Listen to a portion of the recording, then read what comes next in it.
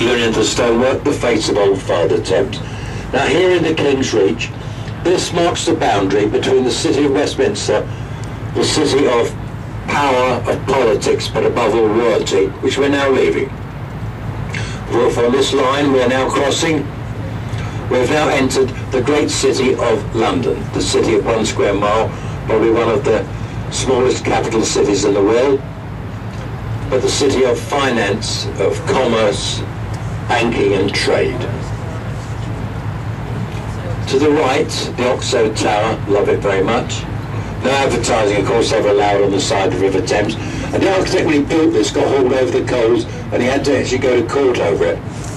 Because when that sustained glass at night is lit up with red neon and white neon, it stands out like a kick in the teeth, and for that I love it.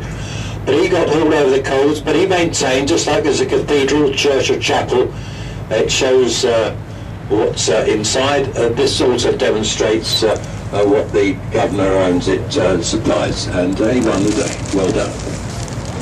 There's formerly a meat cold store owned by Lord Vestey, the great meats entrepreneur. Made his money importing meat from the South Americas. On the top there, the glazed area, is the famous Harvey Nichols restaurant and brasserie. And to the left, the red brick building, Sion College and Library. Now this is houses important relics and artefacts appertaining to the Anglican clergy.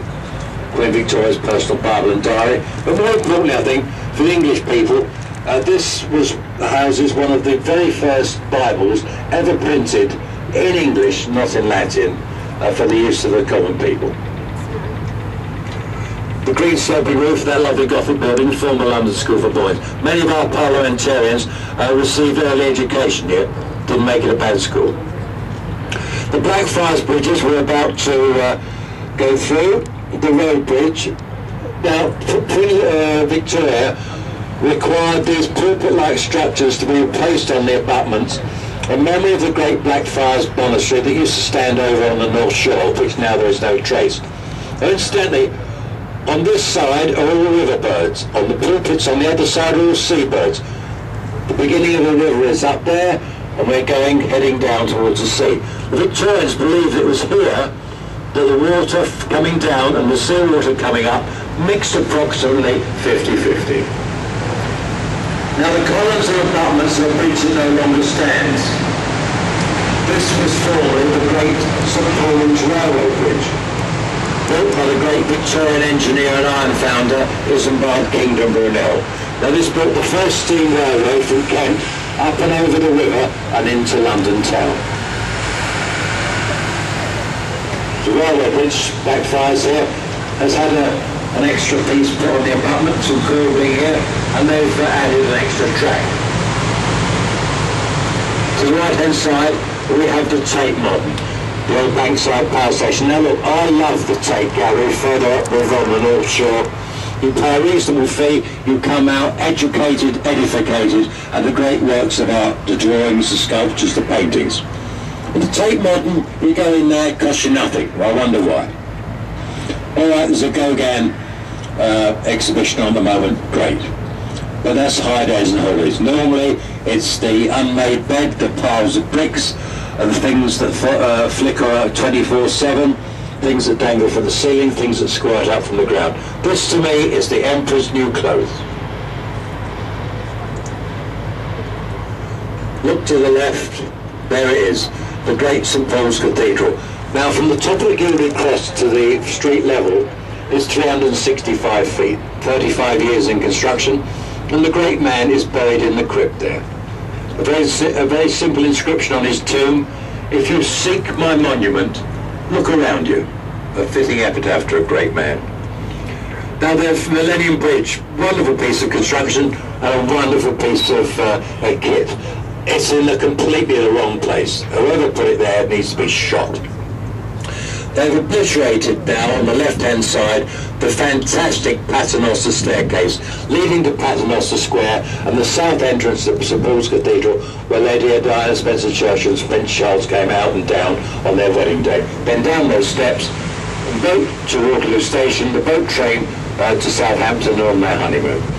This, to me, is an abomination, this obliteration of this incredible vista. You have the New Globe Theatre there, ladies and gentlemen. Exact copy. Incidentally, it's even down to the thatch roof, for which they had to get a dispensation, since the Great Fire of 1666 has not been allowed as a roof covering in the London area. More interesting, I think, look at a bit of living history here. You see these little steps that run down, these stairs and steps, and a little causeway that comes out and even further on into the river. These are Wren steps. They have to be maintained ad infinitum and in perpetuity, in remembrance of the great man Sir Christopher Wren, who brought in lodged over there in the Cardinal's Hat and came down here and was rowed across by one of our ancestors when he was in London town overseeing the construction of his great masterpiece. The original Globe Theatre, the FT building here, when it was being constructed, they found the original foundations of the Globe Theatre, William Shakespeare's own theatre. All this area to the right here, you've got Bear Wharf, was overseen and maintained under a franchise from the Crown to the Bishop of Winchester. These 80 square acres, the stews of Southwark, the bear pits, the bear baiting, the cockfighting, the four theatres, the Globe, the Hope, the Rose, the smallest of all, the Rose, and the Swan. As I said, you had all these areas, and of course the ladies of the night, dare I say. These were the stews of Southwark. No jollification allowed on the North Shore in the confines of the 1 square mile. Now the Bishop of Winchester gleaned a king's ransom from this area. What did he do with it? I'll tell you what he did. He built Winchester Cathedral. Samuel Pepys was sat at the anchor in Bankside there, recording the Great Fire on the other side, which burned, and two-thirds of London town were burnt to the ground. 3 days and 3 nights, only put out by an act of God. It rained for a week afterwards. Winchester Wharves, this tells you that this area to the right-hand side rather, was the 80 acres that was rented out to the Bishop of Winchester. The St Mary Overy Dock houses an exact copy of the Golden Hind Sir Francis Drake's flagship.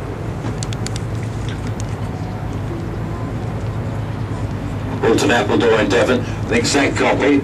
It's done exactly the same voyages as the original vessel itself. Now the break in the buildings here where the trees are, you can just see the tops of them, the 4 spires of Southwark Cathedral. Edmund Shakespeare, William's younger brother, is buried in the churchyard there.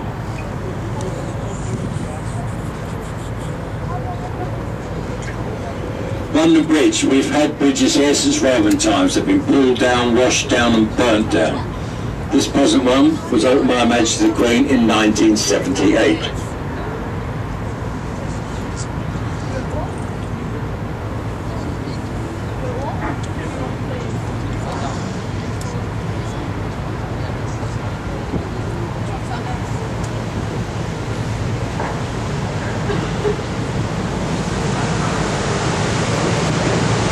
To the left-hand side, there's a break in the buildings. You'll see the great monument to the Fire of London. The fire of 1666 burnt 2/3 of London town. Note the golden brazier on the top there. Braziers were used as a source of both heat and light in medieval times.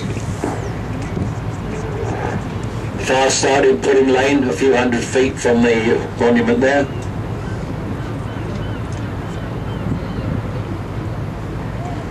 Now the yellow brick building, the fish weather vanes probably give it away.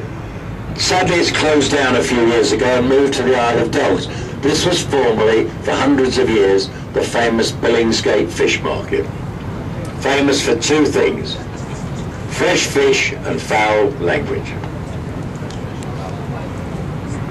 With the trees and flying the Union flag next to it is Waterguard House, the home of Her Majesty's Customs and Excise. Their official residence. Now the great vessel you see to the right hand side is the Belfast, a medium light cruiser. of the Second World War era, laid in the same shipyard of Holland and Wolff as the ill-fated Titanic. This ship was an exceedingly lucky ship. Amongst other things, she was with the battle groups, she was oversaw and took part in the hunting down of both the Scharnhorst and the Bismarck. She's open 7 days a week. It's the biggest boys' tow in town. She's a memorial, of course, to the men, not just of only the Royal Navy, but of the other great Navy, the Kriegsmarine, who sadly have a great honourable tradition as ours, but were forced to join in mortal combat because of the dictator in Europe at the time. And one of the greatest icons of London, the wonderful bridge in front of us, Tower Bridge. Believe it or not, it's an iron and steel bridge, only clad with Portland stone and granite to blend in with the great tower alongside which it sits. What makes it so great are the centre sections, the bascules, though weighing many thousand tons, they can be raised and lowered within minutes. And the Tower of London, ladies and gentlemen. This is our next destination. We're just going to turn around in a moment. I'm staying the commentary very shortly. Sadly, the White Tower, and like it, there's clad with scaffolding, and because it's the cornerstones or the coins that were brought from Normandy to bring good fortune in its construction. You can't see the bloody tower. Why is that? It's behind the bloody trees. At the Traitors' Gate there, long since walled up. You see the writing on the wall there? This used to be the London River entrance. They had to drain the moat as well because the water was undermining all the stonework, and the London clay was starting to let the fortress subside. It's been many things, of course. It's been a place of execution and confinement. It's been a royal mint, it's been a royal observatory, it's even been a zoo. They've kept polar bears there as well. Now, of course, it houses our famous crown jewels. Well, ladies and gentlemen, send this commentary. Could I ask you all to sit down, please? It's a requirement of the... and you're not insured if you stand up. If you don't sit down, the skipper will not tie this boat up, by the way. So you can wait out here till high water appears or hell freezes over. Now, if you've left anything, please make sure you don't. If you have left anything, you can find it on eBay in the morning. Or you can phone out the lost and found and she'll have it. We don't, anything you do leave will definitely be handed in. We're not thieves or liars. Anyway, if you've enjoyed yourself, ladies and gentlemen, and the commentary's been of any interest to you, we'd like to show appreciation for our meagre efforts.